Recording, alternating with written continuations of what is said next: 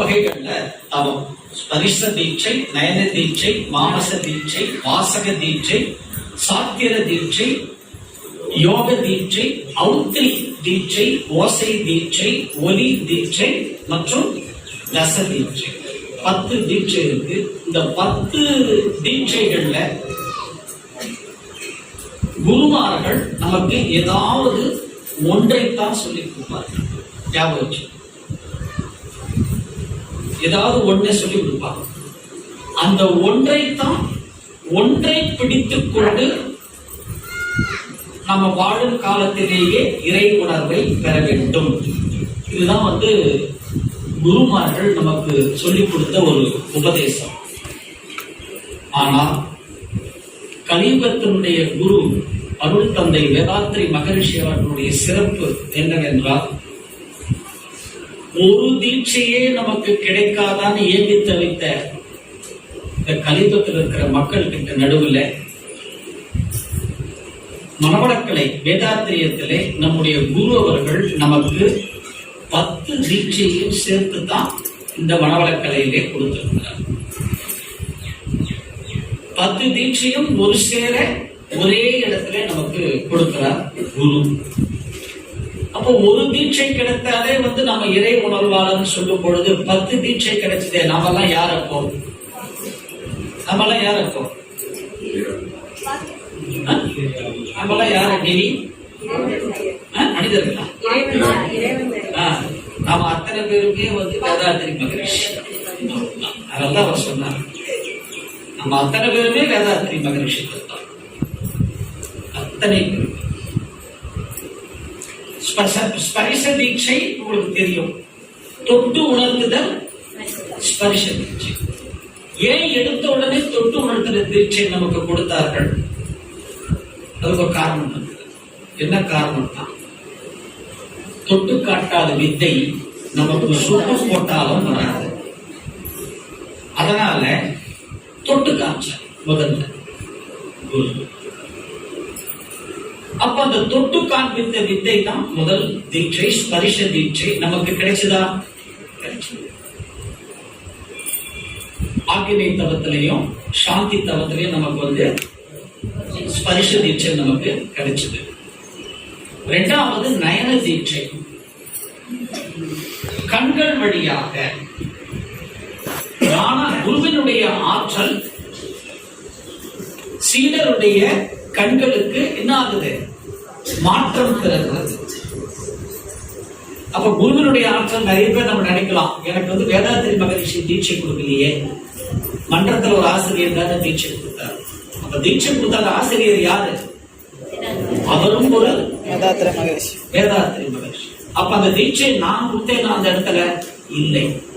அதனாலதான் நம்ம என்ன சொல்றோம், தீட்சை கொடுக்கும் பொழுதே, இந்த உயிர் உய்வதற்கு உதவ தொடங்க போகிறேன், இறை அருளும் குரு அருளும் துணை புரியட்டும். அப்ப இறை அருளும் குரு அருளும் துணை புரியுதுன்னு சொல்லும் பொழுது அந்த இடத்துல நான் யாரு? அவ்வளவுதான். வேதாத்திரி மகரிஷி என்னை ஒரு கருவியாக வைத்துக் கொண்டு என்ன பண்றார்? ஒருத்தருக்கு உணர்த்துகிறார். அப்ப இந்த நயன தீட்சை என்பது ஞான ஆசிரியருடைய கண்களில் இருந்து ஆற்றல் சீடருடைய கண்கள் வழியாக அலைகள், காந்த அலைகள் மாற்றம் பெறுவது நயன தீட்சை. அதுவும் நமக்கு கிடைச்சதா? எதுல கிடைச்சது? துரியத்தில். மானச தீட்சை. மானச தீட்சை என்பது முதல் இந்த 2 தீட்சையும் குருவோடு இணைத்தல். மானச தீட்சை என்பது குருவோடு உயிர் கலப்பு. மானச தீட்சையிலே துரியாதீத தவத்திலே குரு நம்மளை என்ன பண்றாரு? குரு நம்மள என் கையை பிடிச்சுக்கிட்டே என்ன பண்ண சொல்றாரு? அவரு மேல வாங்க அப்படிங்கிற. அப்ப குருவனுடைய திருக்கரங்களை நாம் பிடித்துக் கொண்டு தான் எங்க போகிறோம்? இறைவனை நோக்கி நாமும் செல்கிறோம். அப்ப மானச தீட்சையும் நமக்கு கிடைச்சிருச்சு. அடுத்தது வாசக தீட்சை. இந்த வாசக தீட்சை அப்படின்னா என்ன அப்படின்னு கேட்டீங்கன்னா, எந்த குரு தன்னுடைய கொள்கைகளை வாசகங்களாக நமக்கு போதித்தாரோ அந்த வாசகத்தையே பற்றி கொண்டு வாழும் காலத்திலேயே முக்தி பெறுவது வாசக தீட்சை. மகான்கள் முக்தி பெறுவதுன்னு சொன்னாங்க. நம்ம முக்தி அப்படின்னு சொன்னா என்ன அர்த்தம்? முக்தினா என்ன? பற்றற்ற நிலை. இனி பிறவாத நிலை. அப்புறம் இனி பிறவாத நிலை நமக்கு எப்படி தெரியும்?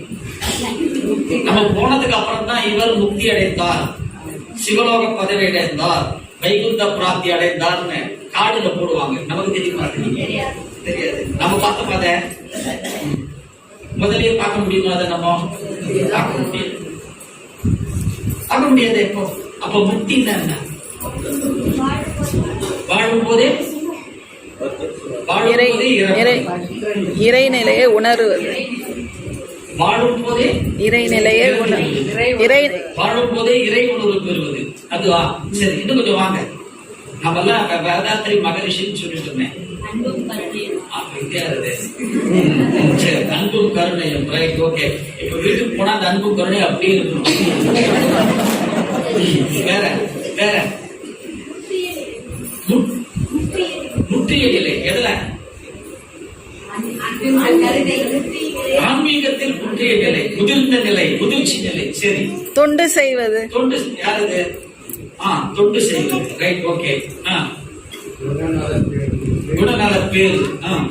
எவ்வளவு எவ்வளவு வந்து பாருங்க ஒரு முக்தி. இப்ப நம்ம வீட்டுல உட்கார்ந்து முக்தினா வேற ஏதோ பேசுவோம். இங்க வந்தோடனே பாருங்க எவ்வளவு சிந்தனைகள், இறைவனை சார்ந்த சிந்தனைகள் நமக்கு வந்து பாருங்க. அறநெறி வாழ்க்கை வாழ்வது. அப்பா, என்ன ஒரு சித்த நிலை பாருங்க. முக்தி என்றால் விடுதலை.